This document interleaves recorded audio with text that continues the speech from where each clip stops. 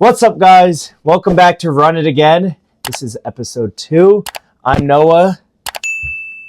This is Coach Davison. And Nate, what a wild card weekend. What do you think? Dude, first off, before we even get into any segments, glad you mentioned Wildcard. Insane. Every single game was close. Except for the Steelers game. Yeah, my bad. Except for the last game. But every game before that was so close. Mm-hmm.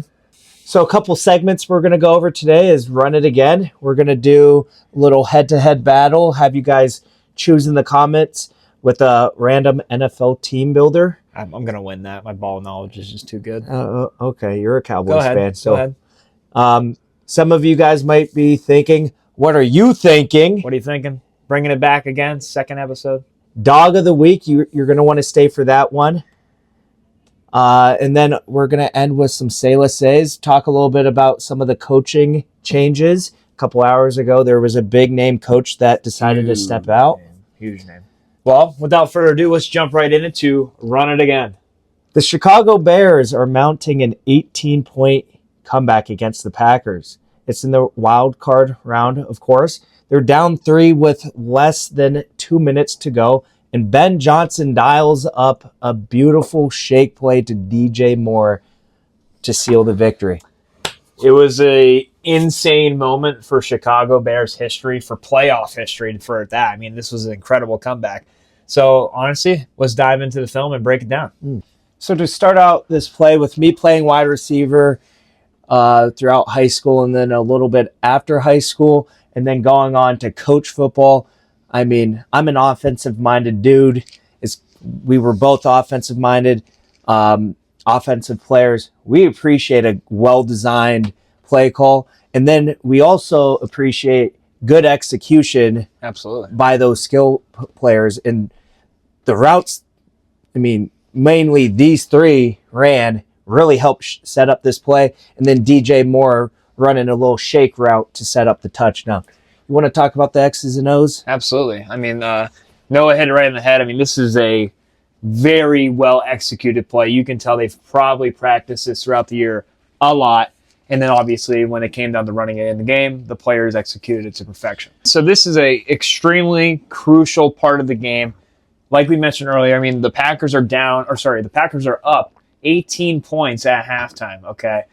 Many people thought this game was over. I'm sure some of the fans left the game.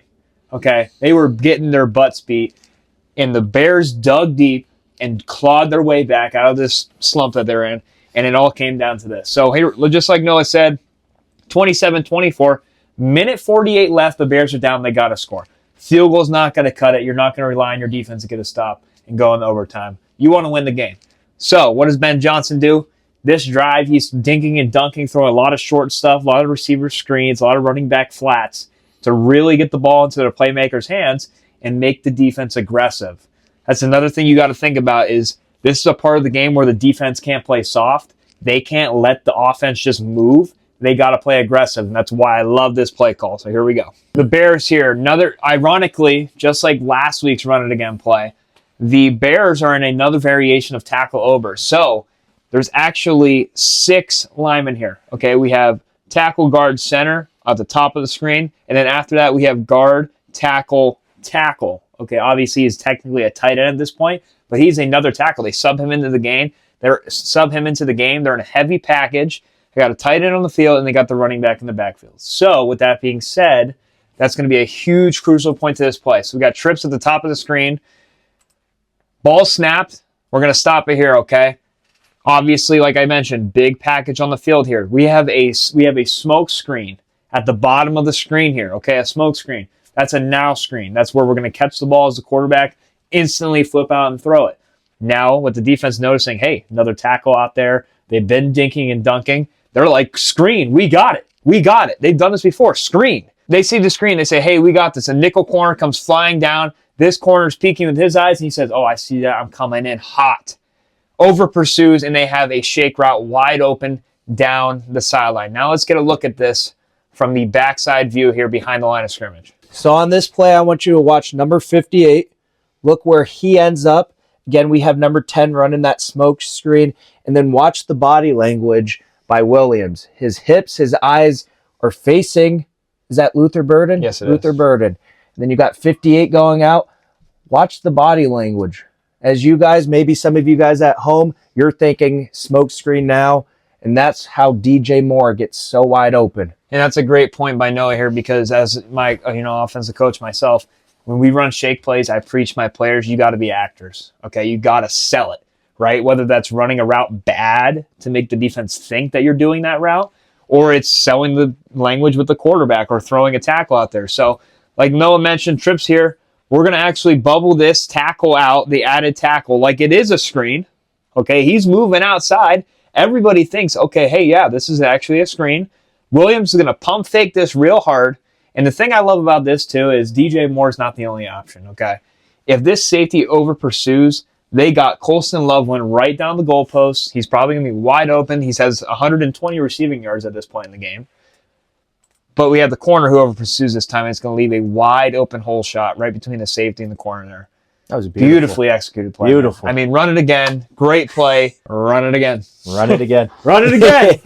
Now, like I said, that's an amazing play call. I love it. Ben Johnson's super creative and obviously a well organized pass or a play caller, because if you watch any of that game, they had a lot of offense. So that's it for running again. We're going to move into our next segment, Random NFL Team Builder. Here we go. I'm excited for this one, Noah. Here we go. I'm excited for this. So Nate and I have been boys for a couple years now, and with that type Couple years. Man, it's been like 10. Jeez. 10 years of me winning. So basically Okay, what I here was we going to go. say is we are going head-to-head, random NFL team builder. We're going to leave it up to the comments. We're going to spin this wheel. Yep. All 1v1. Me versus Noah. and just you. Never lost. Never lost. Uh, Call me just you- Ball Brother. Hey. Call me Big Baller Brand. Never lost. Boss is moving silence. Watch this. Okay. Watch this. Anyways, you know like what? Noah was saying. No. What? Because, you're big dog, you spin first. I'll gladly spin Okay, first. fine. But I got to explain to them what we're doing first. No, I'm ready to just win. No. So listen. Here's what we're doing. 1v1. Okay, we have quarterback, running back, 2 receivers, a tight end, and a defensive player. Not a defensive team, a defensive player. I'm going to spin first. We go back and forth. You know the game. Here we go. And this is all time, by the way. All time. Oh, come on. Give me the second greatest quarterback ever, Drew Brees, baby. Come on. That's hard to beat. Dude, the only way you beat it is Tom Brady. Man. I don't think, and I just want to say this real quick.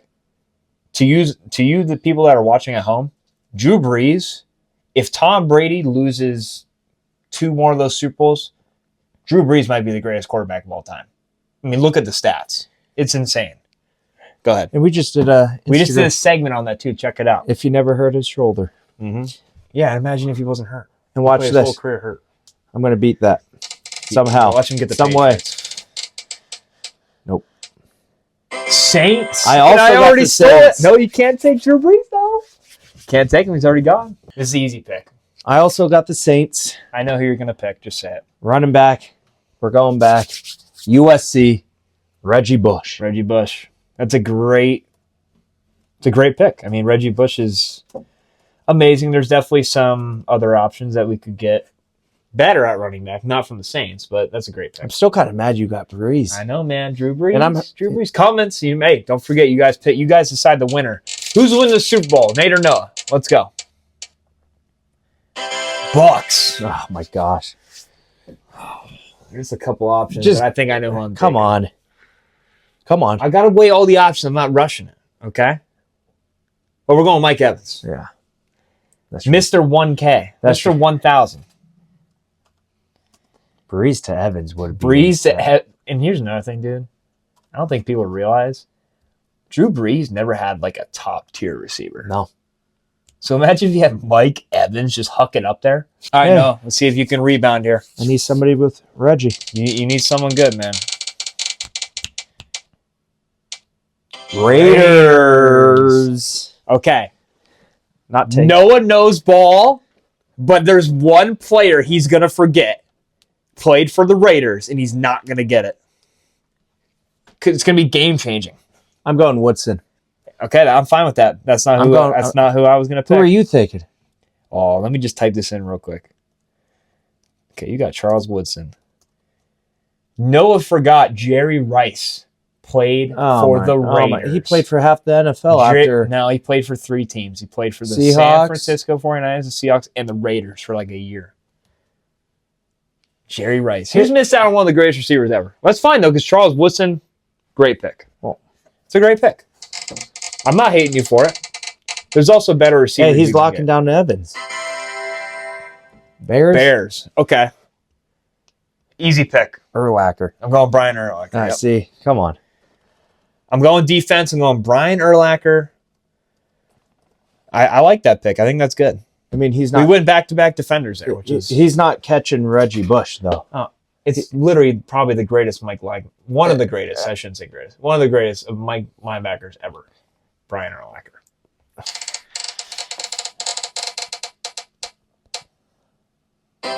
Texans. Okay, you got quarterback, receivers, and tight ends left.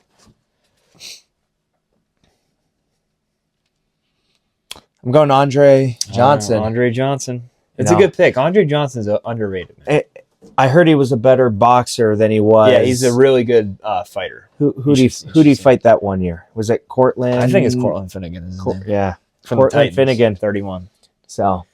Not a bad pick. I think we're going to see Andre Johnson and Jake Paul. I'm winning the, yeah, we might.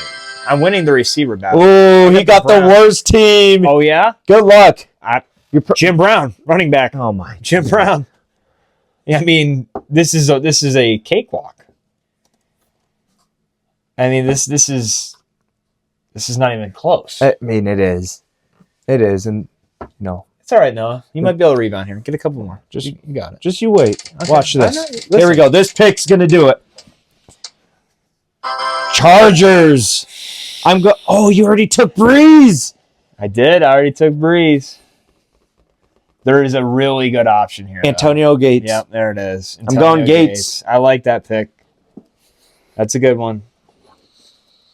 Antonio Gates is a great pick. All right, so you have quarterback, receiver left. Noah is waiting on quarterback. He could have picked a quarterback. I'll say it. I wasn't going to do Herbert. No. Who? Eli Manning was drafted by the Chargers. And then they flip-flop with the Giants for Phil Rivers. I get it all the time, but we're not counting that. Why not? No. I mean, obviously we're not counting him. Giants? You already took Manning. I'm going to... No, this is easy. Do David Tyree. He might win you a Super Bowl. No. Actually, do I hold out for a better receiver or do I take... this is tough because there's more tight ends. There's less tight ends than there is receivers. You know, I'm going to hold out. I'm going to go tight end. Give me Jeremy Shockey. Kind of shocked you didn't take Beckham. I was thinking about it, but I think there's more receivers than there is tight ends all time that are better. So, Jeremy Shockey, amazing tight end for the Giants. I think it's a great pick. You got me with Antonio Gates for sure, but he's still a great tight end. I think you have the slight edge right now, but with this pick right here, Vikings, Jay Jettas. Okay, that's fine. Oh my God, he just messed up. Oh my God. You ever heard of Randy Moss? Oh no! Randy Moss? No! Please! No, please! That's what happens. No! You jump the gun, and that's what you get for not thinking. He's been coming at me all game for taking my time, and look what it just cost him. That's why you wait. That's why you wait. Julio Jones. Come on, baby. It's over. It's over. You have to get a quarterback here. I just want to apologize. Yeah, you know you do owe them an apology. I'm sorry. You know, I let myself down. You just weren't focused. That's all. I jumped the gun. I wasn't mentally tough. You weren't thinking all the time. And honestly, if I could run it again, I'd choose Moss. It's all right though. I'm not mad about it. I am. What do you mean? My pick. I got the Colts. I got to go Manning. It's obvious choice. Now, I'm a little mad that I wasn't thinking. No, Justin Jefferson, great player. Should have went Moss. I'm not I gonna get lie. it though, because you're excited, and you probably were thinking modern day NFL and not all time. But this is about all time, which we will do modern day NFL. We will do a bunch of different variations of this game. But it's for you guys to decide in the comments who's going to the Super Bowl, who's winning the Super Bowl. Nate or Noah, let us know down below. For our next segment, we are going to What Are You Thinking? Well, Noah, I'm glad you introduced our next segment here. What are you thinking on the Running Again podcast? I'm going to start off with a question for you. What were you thinking? Not picking Randy Moss. Just kidding. I'm not going to dwell on it. But hey, let him hear it in the comments. I mean, he deserves that. Come on. All right. So what are you thinking? We break down NFL film throughout the week, through the games. This was Wildcard weekend, this past weekend. And we diagnosed a lot of teams' decisions, a lot of teams' play calling, and we narrowed it down to one coach that we think, what was he thinking? What was he thinking? All right. And who do we got for this week, Noah? We got the Panthers and the Rams. It's their second matchup of the year. In the first matchup, the Panthers defeated the Rams with a score of 31-28. Yep. This game was a lot closer than that. It was. I mean, it was a very close game. I wouldn't say a lot closer. Yeah, it's actually a 3-point game. Yeah, so both matchups 3-point games, but I would say a lot closer because there's a lot more at stake. Yeah, there is a lot at stake here. Obviously, regular season matchup. Now we're into the playoffs. The Panthers should have the upper hand, right? They won the first game. And they're at home here. I think they're at home the first time as well. So the Panthers, although the underdog, kind of have the upper hand. For this week's selection for coach, what were you thinking? We choose Dave Canales of the Panthers. Canales. What was he thinking? What was he thinking? Well, let's break it down and see what he was thinking. All right, so with this week's selection, Dave Canales. This is a crucial game. I understand what he's thinking, but at the same time, I don't. That's what we're going to go over here. So, first drive of the game. Very first drive of the game, as you can see here, is 13:33. Not much time has come off the clock. The Panthers have a great kick return, okay? But they go essentially 3 and out. They don't get a first down, so they don't have any momentum. They've only gained 9 yards of offense. It's not a great start to the game. So Dave Canales says, you know what? I don't care we didn't start off great. I don't care that we're on our own side of the 50. We're going to go for it against the Rams. I like the aggression. I'm an aggressive coach myself. But what are you thinking? Let's run the play here. Okay, it's 4th and 1. The game just started. No momentum on offense. Nobody's open. Turnover on downs. And here's the thing. Playoffs, I like the aggressiveness. There's at this point before the snap, there's a minute 27 off the clock. Yes. Punt the ball. See what your defense is going to do. Now you just it's essentially... You gave the most powerful offense in the NFL 40 yards ago. Yep. And to Noah's point here, if this is the second quarter, third quarter, whatever, it's when different. You have a flow or even later in the first, this is the first drive of the game. Nobody's warmed up yet. They didn't get a first down. It's not like they've been successful this drive. No. You know what I'm saying? This has basically been a bad drive. They went 3 and out, and they decided to go for it. Don't like the play call at all. Don't like the decision at all. Didn't the Rams end up going on? And the Rams go on to score, yes. So. To Noah's point, great. I almost forgot. Great point from Noah here. The Rams capitalized within 3 plays on the ensuing drive here. Actually, I guess we can take a look at it. And as you can see here, there's now 11:30 on the clock. The Rams go down and they beautiful score ball over the middle. Just like that, 7-0. Canales did not put his defense in a comfortable position, no, would you say? Not at all. Punt the ball. Maybe you muffs it. Maybe you force a fumble. Or maybe you cause a 3 and out and they have to punt the ball themselves. But to start out, the first quarter when you only have a minute 27 off the clock, what are you thinking? What are you thinking? And here's another point, too, that you also have to consider.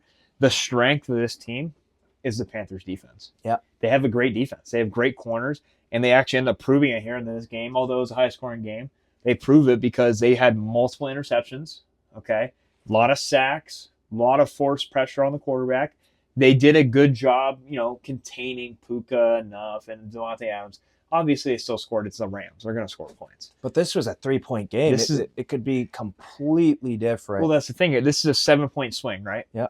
Okay, and they lost by 3. Yeah. Now, that's not the end of it, okay? I don't have a clip of it, unfortunately. I could not find anything. But going back to the going back to the stats on ESPN, in the third quarter of the game, same situation. They receive the kickoff. They go 3 and out, essentially, and decide on 4th and 4, they're going to go for it, okay, with no momentum. They're on their own side on the 40 again. And would you guess they don't get it? And you know what the Rams did? Scored again. 14-point swing on 2 bad 4th down decisions. Again, we like the aggressiveness. Every week we are going to take a play call and we are going to, bash it. And it's completely different. 4th and 1, what if they get it? Yeah, and if they get it, we don't talk about it. We don't talk about it. But, they made the same mistake twice. Yeah, they did. What are you thinking? Ready? I'm ready. Our next segment is a segment that we didn't do last week, but we are extremely excited to include in this week's podcast. It's Dog of the Week. Dog of the Week, baby. For this week's pick of Dog of the Week, it shocked the both of us because, this is somebody that was, a pretty decent player throughout the last couple years. He kind of dropped off a little bit, changed teams, correct? Yeah, a couple times. Changed teams a couple times. Playoffs, people go down, injuries happen, long season. This guy stepped up, and he stepped up big time, and he put up some yards. This week's Dog of the Week is Christian Kirk of the Texans. Right. Dog.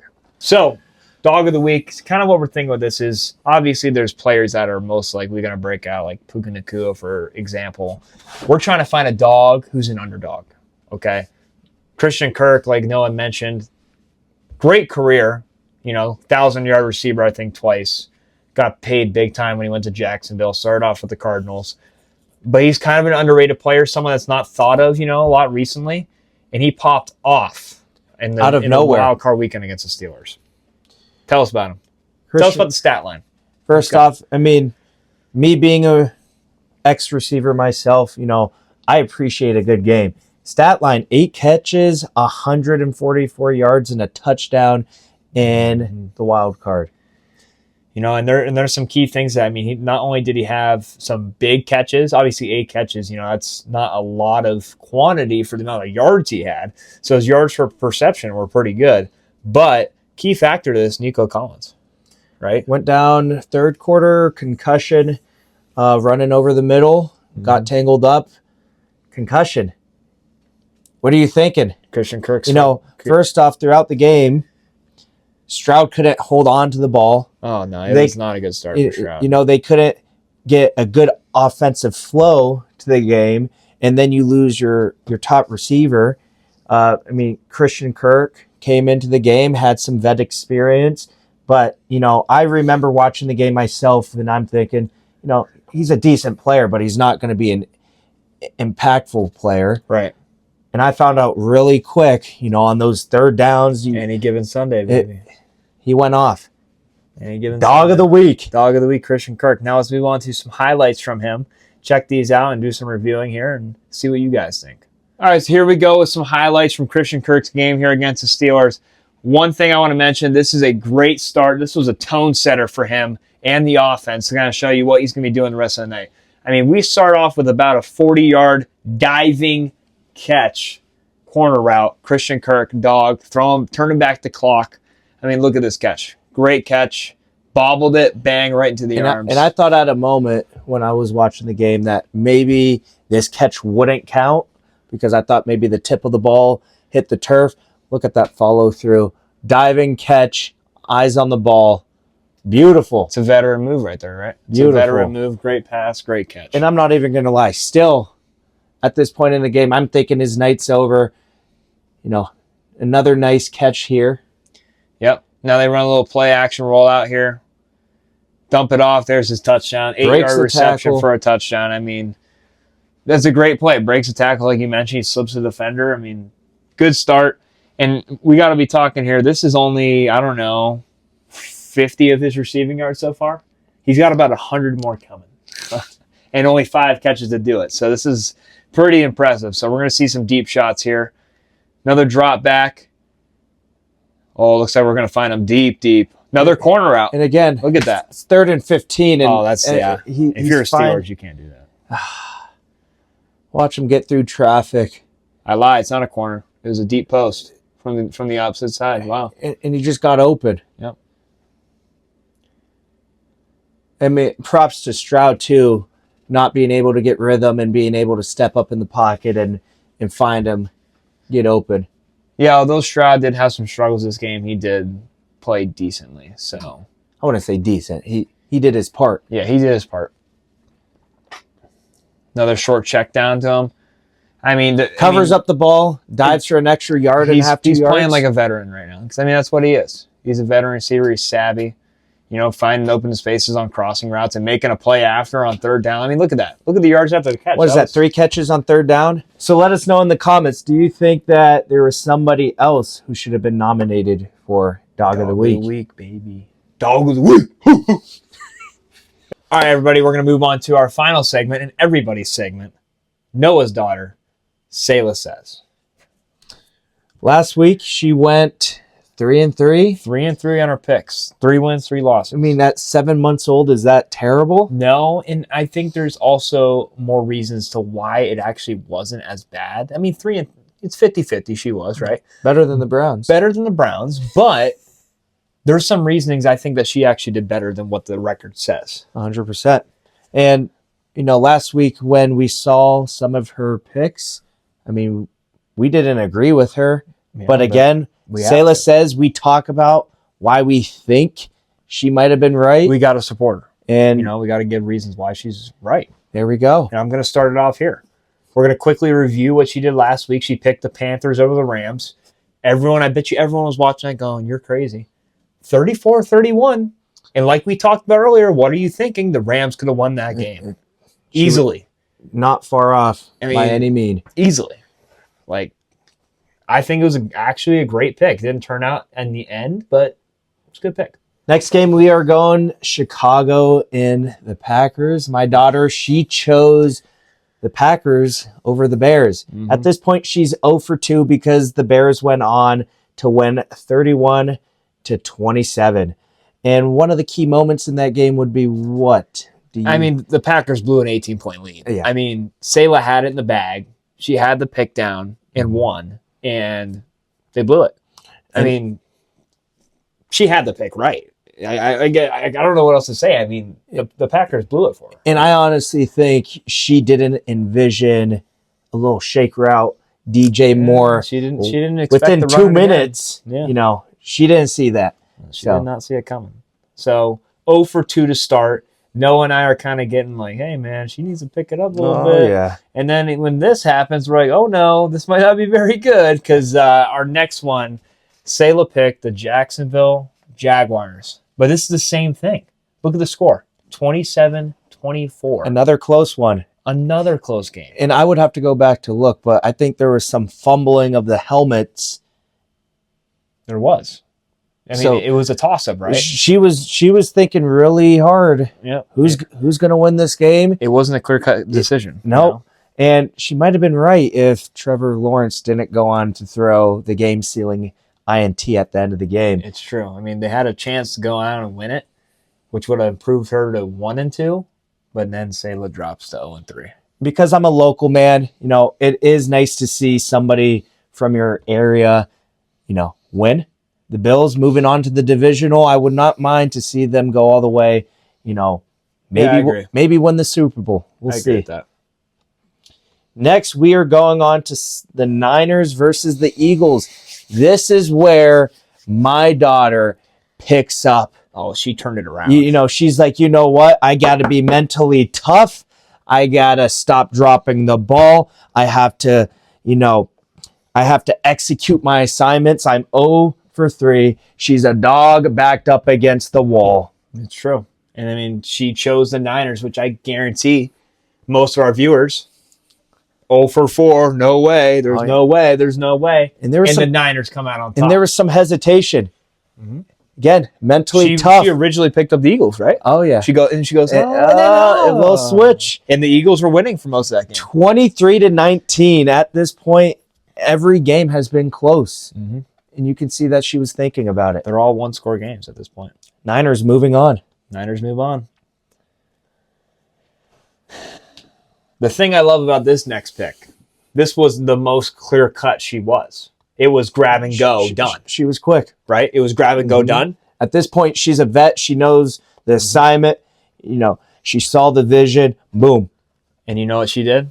She picked the right one. Patriots take down the Chargers 16-3. She had no other choice than to pick the Patriots. She knew it was going to be the winner, and she picked it up. No fumbling. No close game. She knew it's a blowout. And she called it. What a dog. You know what? I think she should be dog of the week. I agree. If not for Christian Kirk. Last one. This one's tough. Listen, I'm not going to lie to you.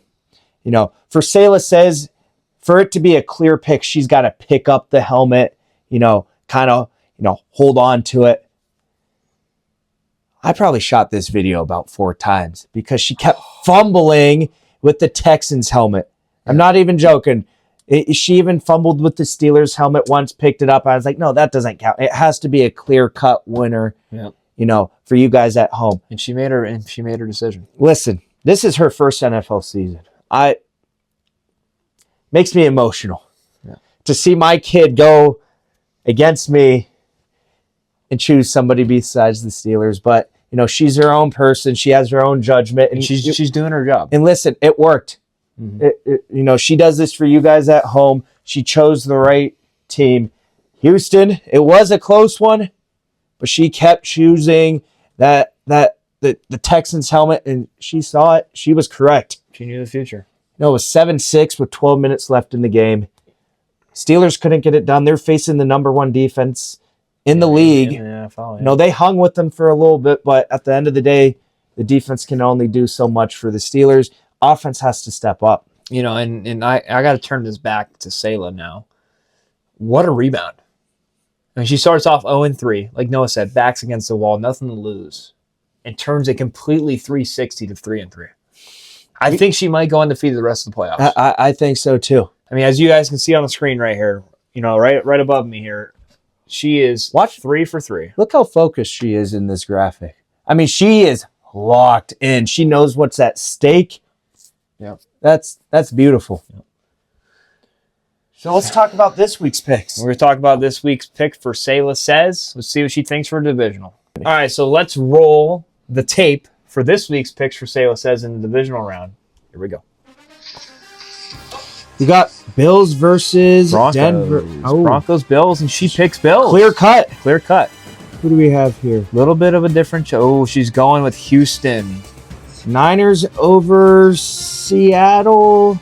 Yeah. Oh, she's all over the place. This is going to be a close one. And there it is. Reaches Seattle. There we go.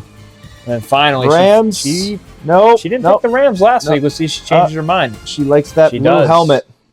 Wow, there we interesting. Go. She thought the Rams would lose the first round, but now she has more faith. She sees the vision. She sees the faith for the future. How do you think about those picks? Well, let's go back through it here. So, first pick, she goes Bills over Broncos. I mean, I love it. I think the Broncos are good, great defense, but Josh Allen and the Bills, man, I mean, it's got to be their year. I think they're going a mile high and going to get it done. 2 back-to-back road games. Yeah, well, back-to-back road games, but Josh Allen is carrying the team right now. He is. The only problem is they do have a couple injuries. I'm not sure if they're going to be out for the next game, but Josh Allen, I mean, he put them on their back last game, right? But with the Broncos being rested, do you think that's going to help them more than they hurt? I think mess up the rhythm? My personal opinion on bye weeks, hate them. Especially as a coach, I've never seen my team perform the way they should after a bye week. I mean, and that could be a lot of factors of things. Obviously, we're talking high school here versus NFL. But I don't know. I like to keep rolling. You know, I like to keep going. I don't like the bye week. I think that benefits the Bills. No. I like the Broncos, me personally. Okay. But, you know, Sayla said this, so this is why I'm going to say, I mean, I'm just going to piggyback off what you said. Josh Allen gets it done. I think we have an upset this week. Yep. I think they're going to go in a mile high, and we're going to see them in the AFC Championship. I agree. I think a big upset's coming this Book week. it. Bills to the AFC Championship. There we go. Next, Sayla chose Houston over the Patriots. I think. What are you thinking right off? Well, here's a couple key parts here. Obviously, tailoring towards Sayla. Houston, probably the number one defense in the NFL. Okay, bad, yeah, they are. Okay, and then as bad as CJ Stroud may have played against the Steelers, okay, the defense clearly didn't. But does he clean it up this week? To CJ Stroud's benefit, he's got three career playoff wins already. Yeah. So, I mean, he gets it done in the playoffs so far. I mean, he's still young. He's got 3 wins already. Who's to say he's not going to take down the unexperienced Patriots with the second-year quarterback in Drake May, his first playoff experience? And at this point, I'm getting a little nervous. Maybe instead of a Steelers fan, I'm going to be raising a Houston fan. I hope she did pick Houston back-to-back weeks. Back-to-back weeks. You know, I'm gonna roll with her. I think it's going to be hard for CJ Stroud to have 2 back-to-back bad weeks. Not that he played terrible versus the Steelers, but I believe he had like 5 fumbles. And I think him and his center clean that up. You know, it might be a similar situation as the Steelers game when they find him in those 3rd and longs, 3rd to medium downs. Yep. I think they get it done. Maybe Christian Kirk has another big play. And Nico Collins back. That defense, it's, you know, they allow no run after the catch. You got Will Anderson, Hunter. Rodgers was uncomfortable all night. Houston, I got Houston over the Packs. Yeah, I have to agree with Sayla. I mean, hopefully 2 for 2 here. So, who do we got next? We got Seattle over the Niners. Yeah. Another bye week team, first seed. You got the Niners escaping with a narrow win over the Eagles. I don't think she missed with this one. Truly. I don't either. I think they're rested. I truly, not saying that the Niners are a bad football team. I just, you know, they looked iffy at times this last week. And the Eagles also looked iffy. Well, and the thing is, too, the Niners are so severely injured. We talked about it last week, them coming into this game, how injured they are. And Kittle they just lost George Kittle. Achilles. Done for the year. Done for probably most of next year. Who's their backup? You know, they do have a good backup tight end in Robert Tunyon, I think his name is, not Tanya or whatever, the Packers guy, but I think it's Tunyon is his name. How you say it? He's a good backup. I think he ended up scoring in that game against the Eagles. Actually, if not, he did do pretty well. But and this is going to be pretty cool. Is he going to be the dog of the week? Maybe he could be the dog of the week. I'm just throwing that out there because it'd be the dog of the week. It'd be pretty cool if I called it. Yep. But I do think, you know, Sayla has a good point here with Seattle. Another terrific defense, you know, just below Houston. I mean, they're right there with how good their defenses are against a really banged up 49ers team. At home for Seattle. Sam Darnold's looking for something to prove, right? I mean, he's he's an underdog. Yeah. You know, I mean, he's got stuff to prove. So, I mean, Seattle, they're hot.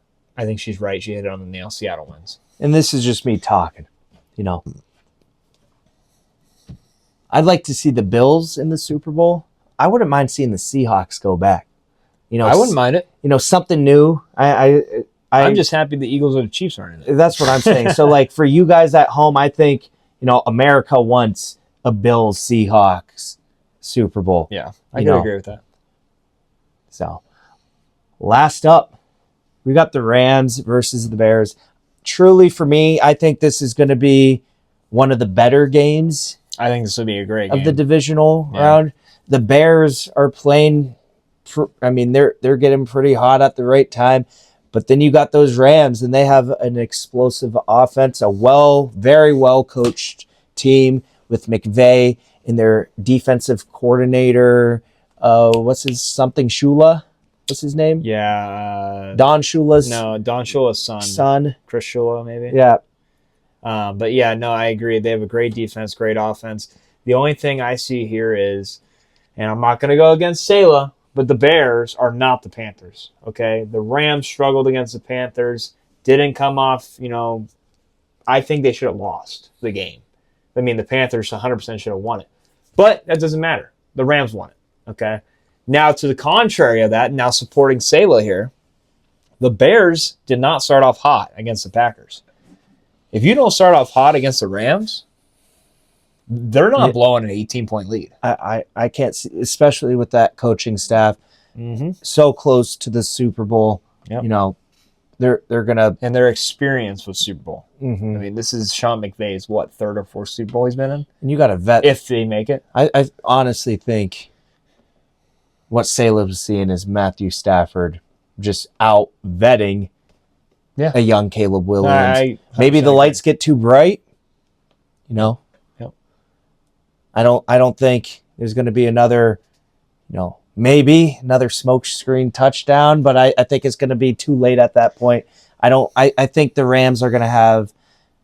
I think the Bears are going to have a tough time shutting down Matthew Stafford. I agree. I mean, their offense is just so explosive.